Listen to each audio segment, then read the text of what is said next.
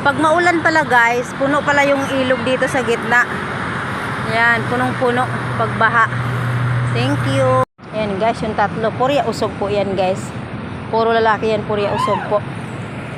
Yan, salamat. Sila, malusog sila. Kasi may mga bahay dito malalaki talaga. Umulan, bumagyo, may masisilungan po sila.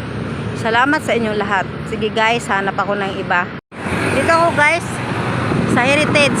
Ito yung kaganapan namin dito. Yan, ginupitan na bago magtagulan. At saka yung pusa dito sa Bukana, meron silang bahay. Yan. Ngayon ako nakabalik guys. Nagdala ko ng pagkain eh. May bahay sila dito. Ayan sila sa loob. Okay guys, thank you. Yan, ganda dito talaga guys. Daming puno.